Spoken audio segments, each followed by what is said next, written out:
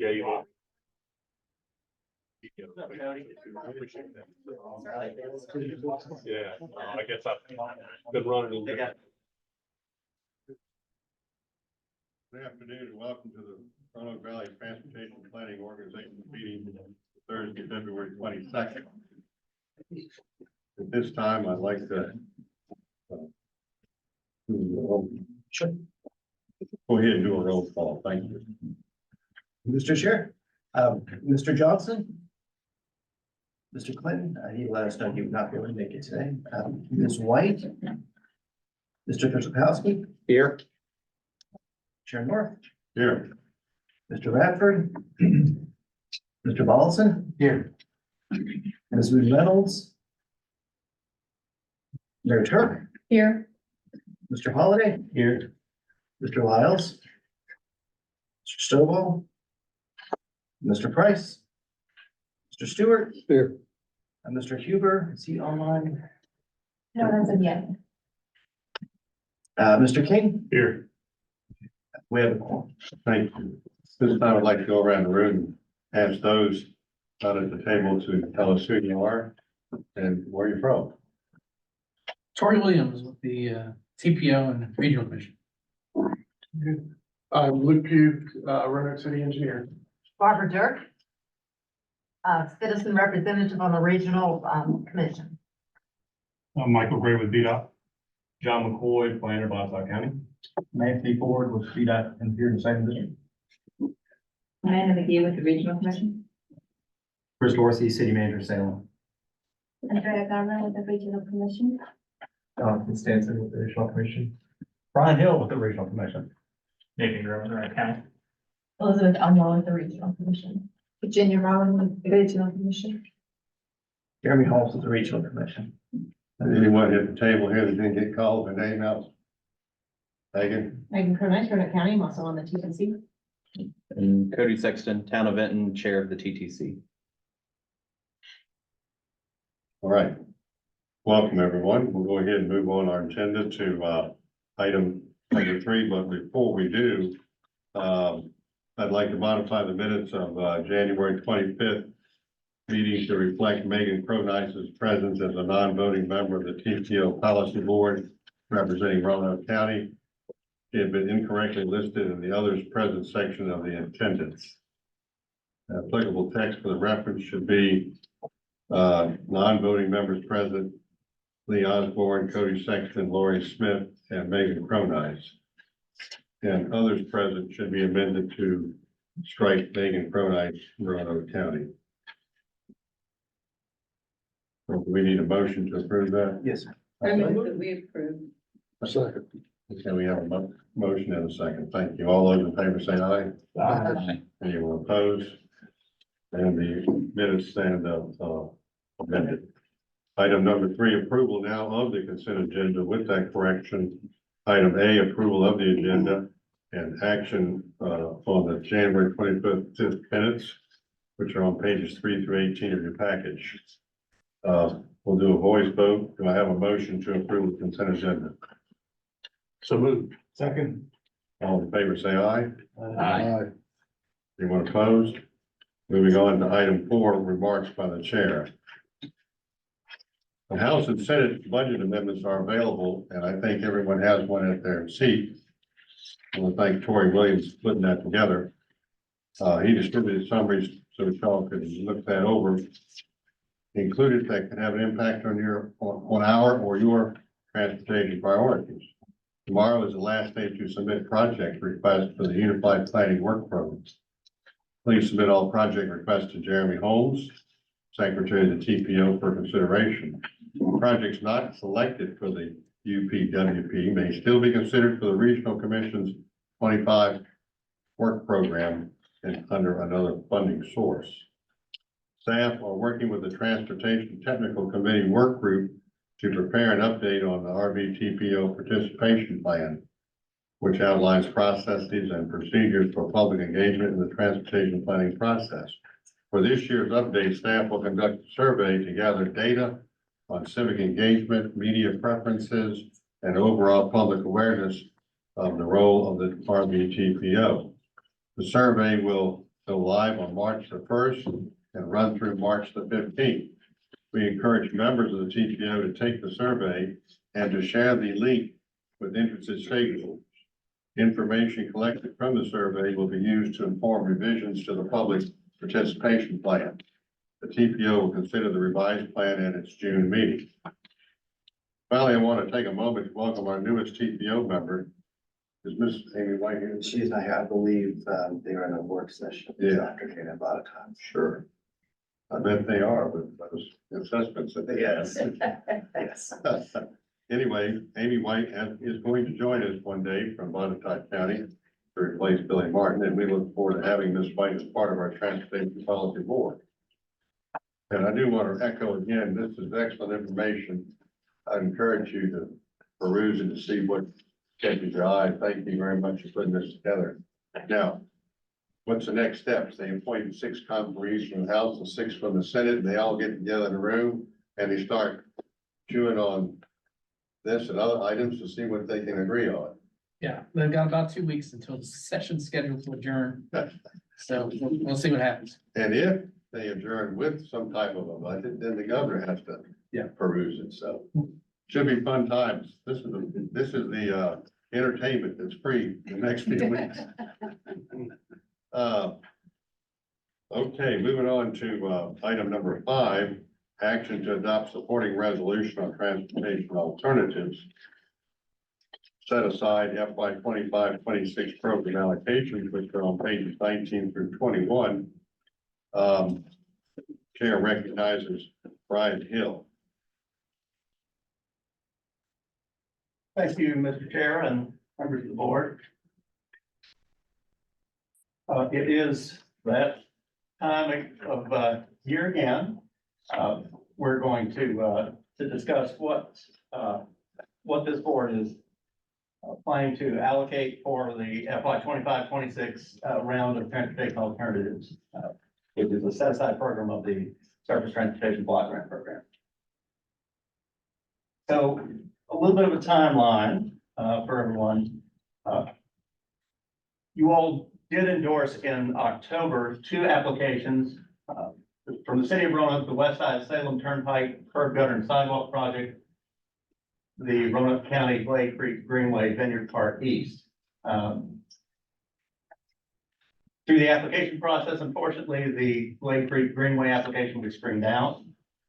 And during the application process, running under the assumption that staff did as well, that there would not be enough funding from the TPO allocation to fully fund the City of Roanoke project. They had put additional funds in their request, saying that the city would cover. As a result of learning that we would have, in effect, over $1.1 million in allocations, we worked with the city staff to essentially say that we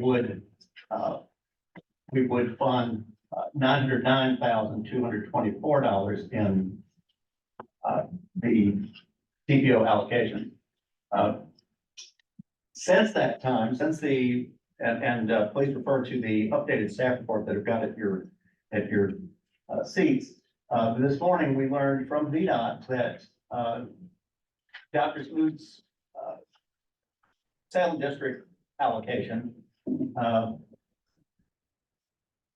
there's quite a bit left in terms of surplus. And so as a result of conversations that VDOT had internally with Dr. Smoot, and please, Ken or Michael, please, or let me know if I'm saying anything incorrectly, that it is Dr. Smoot's intention to allocate $500,000 to this project. Typically, we have had in previous rounds of TA a combination, a complement of various different funding sources. This, up until this morning, this was going to be the first round wherein we had more funding and enough funding to fully fund a project. And of course, with the reduction in 2 applications to 1, that made it even more of a surplus. So the idea behind the allocation is that with there being fewer than normal applications for TA in the Salem district as a whole, that leaves Dr. Smoot a surplus. And with new statewide TA rules, the balance of what he does not allocate goes to a statewide pot, and therefore is not exclusive to the Salem district. And if I understand correctly, there's an application process or requesting, which it limits it greatly limits that funding. So in an effort to reduce that surplus, the idea is to receive $500,000 from Dr. Smoot, which then, instead of the 909,224, that would then reduce the proposed allocation amount to 409,224, with the remaining 500,000 that was proposed to go to this project. It returns to the TPO's balance entry account, that 500,000, which can be used in the future, in future rounds, or for unforeseen circumstances like we discussed it last week.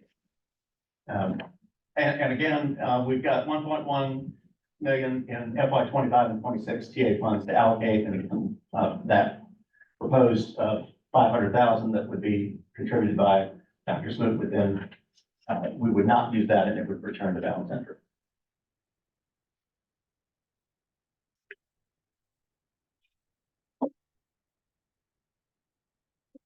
Could you advance on me? I'm in trouble.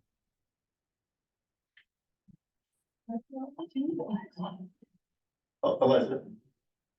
Oh, yes, thank you. So the TTC recommended the 909,224. So with this new information, staff would like to revise the original TTC recommendation funding from 909,224 to 409,224, and got a resolution at your desk reflecting that. But I think, Ken, if you wanted to chat a little bit about the conditional, and I think we've got a draft of a resolution if we wanted to be safe, as it were, to say up to 909,224. Mr. Chair, I would, so this is pretty straightforward. In this case, an anomaly. We have not had this in the past where both the TPO as well as Salem District overall, we had more funds available than there were applications that were available to receive it. Any unallocated money that Dr. Smoot has goes back to the statewide pot. Any unallocated money from the TPO stays in the TPO's, local funds available for project needs.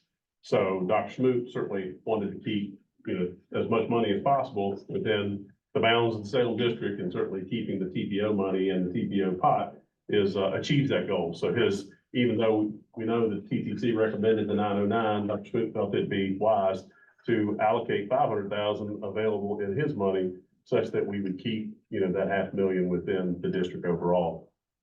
And the resolution that is before the board as drafted, I think is adequate. If I don't anticipate any issues. If there were an issue, we could certainly retake that item in the future with a supplemental resolution to provide whatever would be short. But Dr. Smoot's allocation is adequate to cover that $500,000, and I don't anticipate any problems. So Good, thank you. And Mr. Chair, also we have, as he mentioned earlier, Mr. Luke Pugh with the city is present to answer any questions that the board may have specifically about the project. Any questions from city engineer? Yes, Cody, you have a question? Yeah, so just to clarify, to make sure or we're all fully understanding it. He's giving us some of his so we can keep more of our own. Correct. Got it. So the question is, just to make it also clear, the city's project is still being fully funded at its request of 909,000. That's fine. just from two different pots of money instead of the one. Okay, That is correct. 409, 224 from the. region. To the motion carry, Okay. and 500 from Dr. Smith, yeah. All right, that was the clarification, that they are still getting the full amount of their project funded just from two Yeah. sources. That is correct. Which represents their full request, which represents 80% of the total project cost, as I understand it. Yeah, then I would say that's fully in line with what the TTC, the spirit of the TTC's action, so. Any other questions? If not, I'll entertain a motion that we adopt item 5 as amended. So moved. I'm sorry. You're good. Who made the motion, Mr. Stewart? Mr. Delotion. How you doing? We got a second? Sure. Second, okay. All right, let's do a roll call on that, Jeremy. Oh, yes, sir. Sorry. Move my sheet around. Apologies. There you go. Apologize for the delay. Mr. Petrikowski, Aye. Mr. North, Yes. Mr. Paulson. Aye. Mayor Turk, Aye. Mr. Holliday, Aye. Mr. Stewart, Aye. Mr. King. Aye. Motion passes. Thank you, and thank you to Dr. Spoot. And let's not forget to thank him when we see him in April, even though it's only 2 months away. I think that would go a long way. He keeps remembering us with his surpluses. All right, moving on to item 6, action to endorse FY 26 smart scale Roanoke Valley TPO candidate projects on pages 22 through 29 of your meeting package. Chair recognizes Brian Hill again. Thank you, Mr. Chair. If you can believe it, we're gearing up for round 6 of Smart Scale. And in January, staff solicited from localities in the urbanized area and the rural area, project request forms for the FY 26 round of Smart Scale. In other words, what projects would the localities like the RVTPO to apply for on their behalf in Smart Scale? We received those forms and presented those to the TTC at their meeting earlier this month, and there were for the 4 slots that are available, there were three requests, all from Roanoke County, Peters Creek Road, Williamson Road, multimodal and safety improvements, Peters Creek Road at Valley-Alleghany Parkway intersection improvements, and the Route 11 460 West Main Street at Dallas Hollow Road intersection safety improvements. Unlike what we did in round 5, where we developed a prioritization process, obviously we had 3, we didn't need that. We had 1 project request from Franklin County for an RVARC slot, and again, we did not see the need to utilize or prioritize spots for non-rural project slots in the RVARC complement 4. At this point, let me stop, and I've got sitting at the end of the table is Ms. Urbanized, and she'd be willing to, I believe, talk to any of the 3 projects. Should you all like a description of any of the 3. The project request forms were included in the packet, but Ms. Urbanized will be able to describe them in better detail than I. Okay, moving on. Any questions for this action item? Any questions on the projects? You have anything you want to add, Ms. Carnine? I would just like to express my appreciation to our VDOT partners for their assistance with these studies. 2 of the studies are OEP project pipeline studies. The 3rd one is actually a study funded by the TPO several years ago to look at interstate maybe 1 and exit 2 improvements. That was a very large project that we continue to shrink down to something fundable, fingers crossed. So, we appreciate the assistance as always. Okay, thank you. Any questions? If not, we'll ask for a voice vote. Is there a motion to adopt item 6? So moved. Is there a second? Second. All in favor, say aye. Aye. Any opposed? Ayes have it. We move on to item 7. Thank you, Brian. Thank you. Item 7, overview of moving forward 2023 Greater Roanoke Region Travel Survey. Andrea Darling, welcome. Thank you. Good afternoon, Mr. Chairman. That's clear. See if the works for me. It works. So I'm Andrea Garland, the Director of Guide Solutions, the Commuter Assistance Program for the Regional Commission. And today Tori asked me to give you an overview of a project we conducted last year, and some of you are aware of it through your outreach that you did for us and your help through this project. It was our first regional travel survey. The goal of the survey was to identify the travel needs of our region residents at the household level. We submitted over 20,000 mail surveys throughout our region, throughout our 11 localities. After all the compilation and analysis, we compiled over 1,600 ballot responses. So these are like completed with data that we can actually analyze. We received a little bit over 2,000 surveys. Again, this was the intention of this project, as I said, is to understand what are the travel needs at the household level for our region residents. And it is also the first time we have done this effort, and it's something that we want to conduct systematically every few years, learn from what we have done now and continue to do this project. The results of the survey now are informing the strategic planning process for the revised solution for the Community Assistance Program and the TDM program for the Regional Commission. So I'm just going to summarize with it, and I share with you guys our brochure about this survey. Handy, we kind of just took a really highlighted view of our results, just kind of like key findings that are easy to absorb. Of course, the report has very much details that you can find if you want to. So key finding number 1, there is no surprises here. Personal vehicles are the main mode of transportation in our region, and people drive alone everywhere they go. But if we break down this finding, we found that overall we capture about 42% of what they identified as commuters. The person who took the survey said like we are commuters, and 87% of these commuters drive alone. 61% are commuting to the city of Roanoke and Roanoke County. So again, these are our commuting hubs. We probably were aware of this. But they also identified that gas prices and maintenance were identified as challenges in our commuters. This survey was conducted in May of last year, so gas prices were a little higher last year around this time.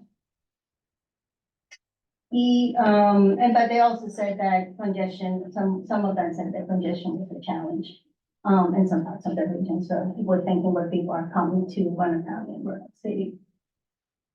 Key finding number 2, the need for more public transportation and bike paths and safer, better connected walkways. So this was overall throughout our region. About half of our responders agreed that more public transportation is needed, and we broke down this answers demographically. So we were able to identify that younger adults agree more strongly with the need of public transportation.